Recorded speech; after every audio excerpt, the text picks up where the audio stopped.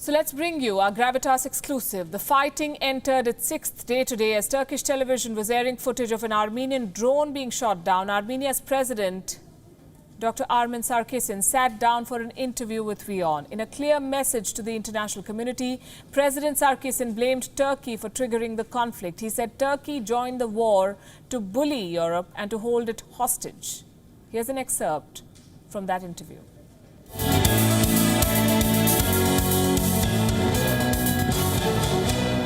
President Sarkissian, I interviewed you in Armenia, in Yerevan in 2018. It's very good to have you back on WION, sir. So it's very good to see and hear you, and I'm looking forward for our discussion.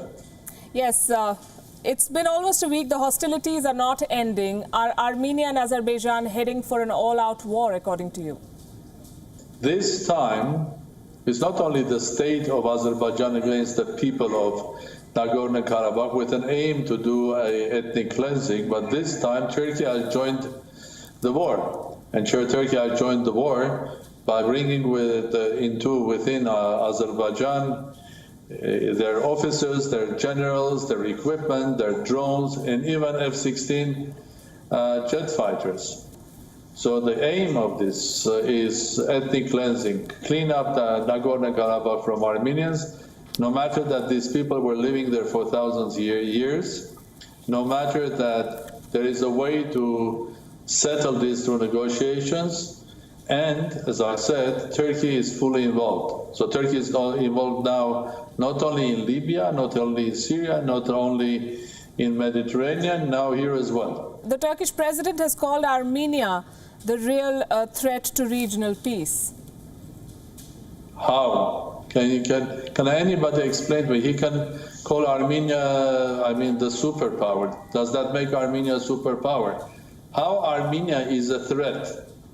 If he can explain logically where is the threat to the region, where Armenia doesn't have any problem with anyone in the region, because it has perfect relations with our neighbor Georgia, excellent relations with Russia, very good relations with Iran.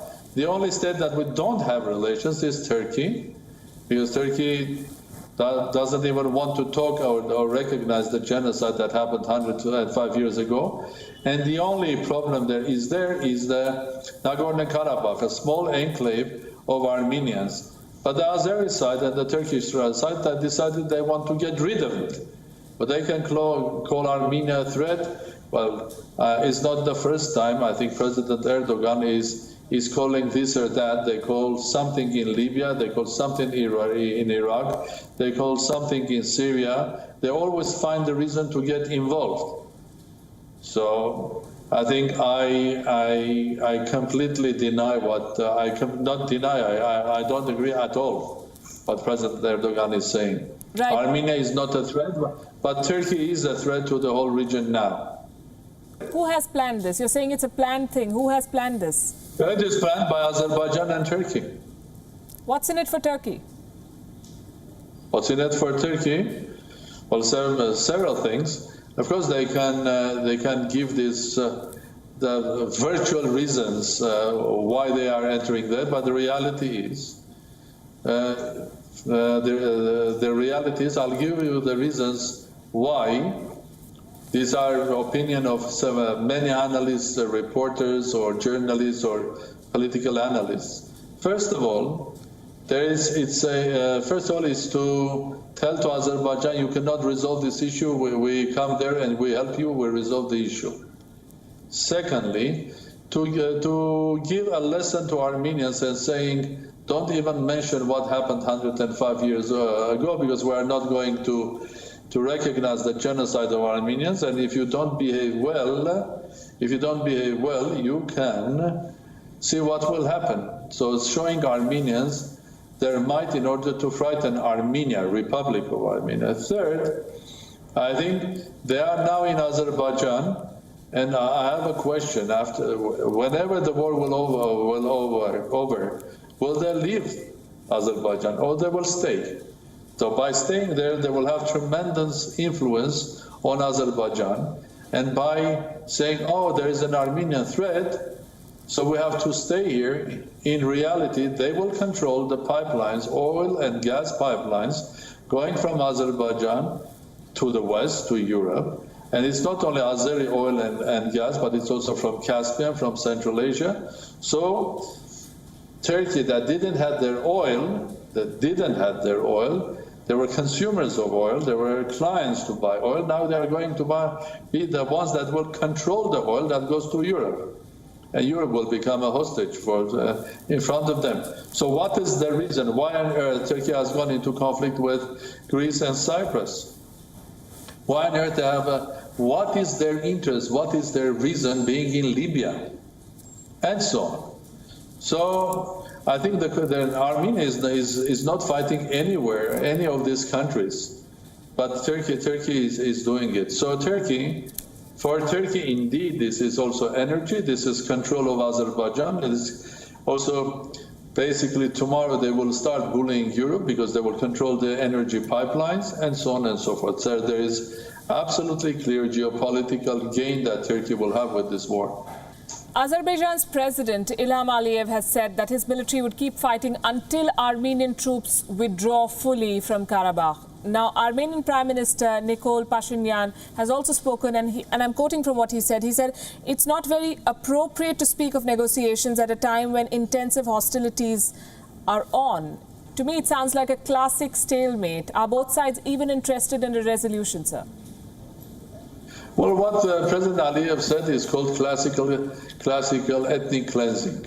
So we'll not stop until we'll kill every Armenian in that territory. It's called ethnic cleansing, cleaning up territory from people that lived there for thousands of years. That's clear for me. What my Prime Minister is saying, basically when there are people dying there, we have to do, in this specific case, 2 or 3 steps first. Step 1, Turkey has to withdraw. They are not a party of this conflict. They have to withdraw from this conflict. Because imagine if Turkey is involved, then third party, fourth party, the regional powers will start involving. We will get a mess. We'll get something which will be 10 times worse than Syria. So the solution is pretty clear. Turkey has to withdraw. The French President Emmanuel Macron seems to be backing Armenia. Russia has said that it is willing to host the foreign ministers of both sides. How hopeful are you with these efforts being made to resolve the conflict? Well, I'm always hopeful. If I would not be hopeful, why I'm sitting here as president? I'm hopeful, and I am the one that is. I want to work for the ceasefire. I want to work very hard, speaking to everybody. Well, I don't think that President Macron is supporting Armenia. The President Macron is supporting the reality, and the reality is Turkey doesn't have anything to do in this conflict. I respect President Putin's offer and Russia's offer. I think the Armenian side of Nagorno-Karabakh and Armenia will always be ready if there will be further steps, and the Azeri side will be saying we will be ready for negotiations. I think we were a part of negotiations. We never denied that we don't like the negotiations or were unhappy with negotiations. We didn't deny negotiations. In fact, we were hoping that in a new format, these negotiations would continue. Negotiations are run from Armenian side, the Prime Minister of my government and the Foreign Minister. From Azeri side is their Foreign Minister and the President. So any negotiation on this complicated subject is always complex. Maybe you are happy with negotiations, maybe you are not happy, maybe you are happy with the negotiators. It takes time, and you have to be honestly believing that your solution could be found through dialogue, because negotiations is not only negotiations, it's building up trust. But the moment you break it, start a war, I think that trust goes back to 30 years back. You've also urged the international community to intervene, and you just told us that this could be worse than Syria if there is no timely intervention. But is the world giving this conflict its due attention? Because there are too many distractions. America is busy with an election. Turkey and Russia have too much on their plate, as you've also mentioned. Europe has Brexit and the Eastern Mediterranean tension. So who is going to intervene? Well, exactly. I think that your logical sentence was absolutely beautiful, except the fact that you are saying that Turkey is busy. Turkey is the creator of this conflict. So if you take out Turkey from your logical sentence, yes, indeed, the United States is going through presidential elections, so it will be very difficult to have their attention. Yes, indeed, Russia has its own problems, be that in Ukraine or with Belarus or maybe others. Yes, indeed, everybody is suffering from COVID. Yes, indeed, Europe is very busy with the UK's departure, which is creating more questions rather than solutions, and so on and so forth. And plus the COVID, and plus the economic difficulties of everybody. That is why this moment was chosen by Turkey and Azerbaijan to attack, because they know that the international community is so busy, so they can do whatever they like. They can behave like I don't know.